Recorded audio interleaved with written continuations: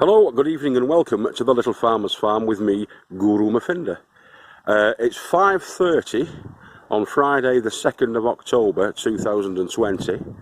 All I'm going to be doing tonight, I've just come down after work. I'm just going to be doing a bit of weeding and getting some more garlic in the ground. So yeah, up at the top, potato bed. Our big super duper potato bed, which this year so far we've already had 2 crops out of. We've had beetroots and we've had loads of radishes out of this before the potatoes went in. But we're also, we've got all the potatoes out, and we've also planted a catch crop for going into winter, and that's it. Now it's about half of the bed, in fact it's a little bit more than half of the bed that I put the plugs into. Started off the Bolt Hardy beetroot. So we've got 4 little rows of Bolt Hardy beetroots here. As you can see there, Bolt Hardy beet. We've got spinach. A couple of rows of spinach. We've got rainbow chard. Got to be careful where I step here, it's like a bloody minefield. Rainbow chard down there with a couple of beets thrown in as well, I think, in the mix, by the look of it. Again, there's more chard down there. Multicoloured mix of beetroots down here. It's supposed to be a multicoloured mix anyway. Yeah, coloured mix of beetroots. So yeah, we're going to see how these get on. Yeah, coloured mix. They're all coloured beetroots, these, although there seems to be a lot of reds in amongst the coloured ones. So I suppose red is a colour. So I'm going to get that weeded. I'll show you it as it stands now with the weeds. And then we're going to clear that out because we're going to be putting garlic in the we might even put some onions down this bit. But we'll see how we go. I don't want to put too many onions in and garlics in because they're going to set the ground up until June, July time if I do that. And I do want to use this again for potatoes. But of course all this will be coming out by the time the potatoes are ready to go in. And we're going to be doing them successionally. So I might well do that. I might well put a couple of rows of onions in there and probably about 5 rows of garlic down there, and then just use this bit then for the potatoes. And then later on in the year we'll get some winter potatoes, winter spuds in, probably about mid-July. You know, so you know what I mean, sort of a summer to late cropping of the spuds. Yeah, why not? Let's go crackers, let's go mad.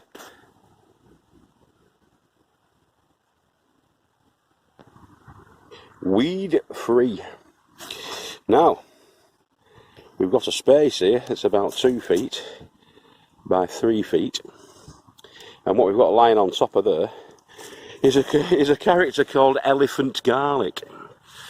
So Elephant Garlic is just a very large garlic. It's part of the onion family, apparently. Not the onion family, the leek family. Elephant Garlic.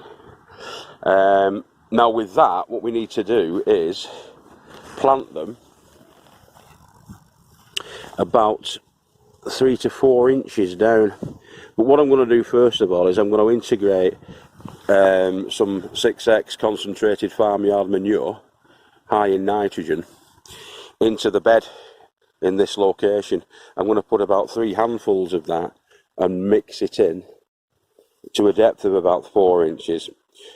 And so when I plant those in and the roots come out, it's going to have a nice, rich, nitrogen-rich feed through its growing life. But that's going to be going in there now, the Elephant Garlic. I've also got other types of garlic that I'm going to be putting. Well, when I say other types, I've got standard Casablanca, which I'm going to be planting in as well. It's the same fashion, but the Casablanca is going to go down there at that end. So let's get those in the ground. We've changed sides. So the 6X is on. We're going to work that into the soil. Any of these little subterranean weeds are going to be pulled out. But that's all going to be mixed together. As you can see, I'm doing it by hand. And there's no reason why you can't do it by hand. In my humble opinion. You don't mind getting your hands dirty, which I don't, then you're laughing. It's the job for you, this.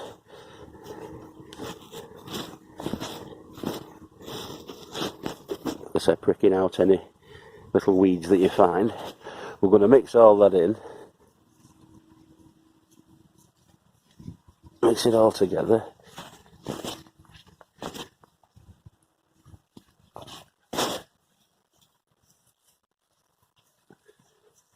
It doesn't take very long, this, it doesn't.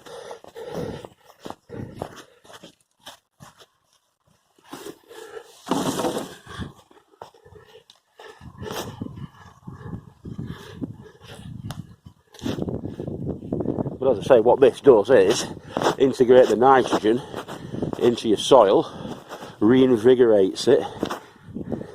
I swallowed a fly about 2 minutes ago. It went straight to the back of my throat. And I couldn't cough it out. So it's a bit of extra protein I've just ingested in the form of a fly. So, yeah.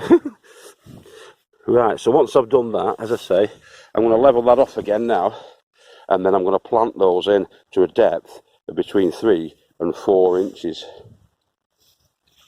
into there. Alright, let's crack on. So there's our holes, about 6 inches apart.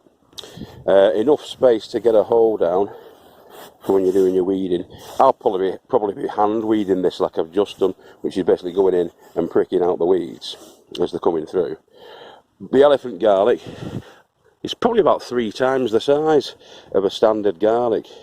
You make sure the basal plate is exposed and you don't have the sort of master basal plate that's sort of like covering it. That's got to come off, so it exposes the actual cloves basal plate, and it's bums down, snouts up like that. Bums down and snouts up. So I'm going to carry on with that.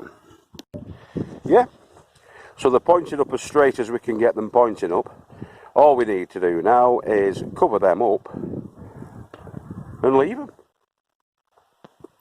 Right, so the rows are marked, they're all in, and it says elephant garlic on the label, and the date's on the back, which is the 2nd of the 10th, 20. And at the other end of the bed, we've got about 5 foot by 3 foot, and we're going to get 25 into there of the Casablanca, which is your standard garlic, which is in here. That's my selection.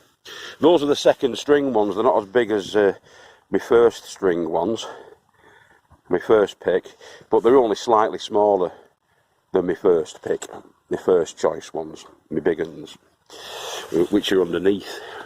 The big ones are actually under there, but they're going to be planted elsewhere.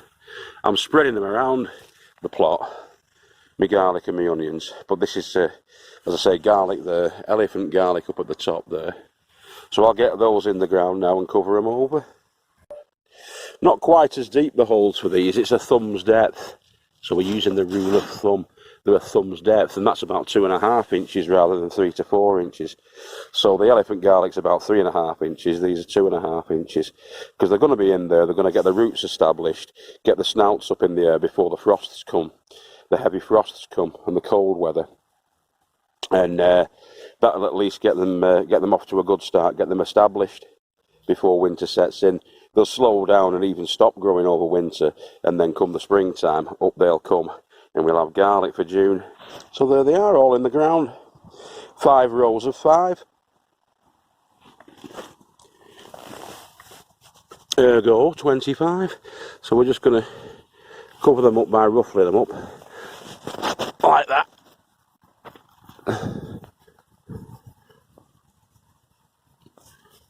It's going to rain tonight. It's down for 80% chance of rain tonight, so no need to water them, I don't think, this evening, because God will do that for us later on, won't he? If it doesn't rain tonight, I'll just nip down tomorrow and give them a sprinkle just to water them in, but I don't think we'll need to. So they're covered up. I'll just give them a bit of a pat now, gentle pat.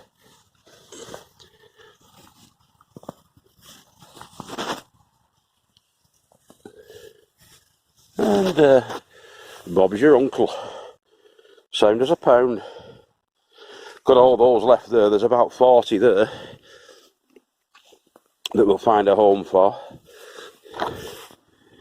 Right, so as you can see here, it's going dark now. It's about 6:45. But we've got lots more onions. We've probably got, I mean, there's 40, 80, there'll be 60 more there at least. So there's another 140 onions to go in.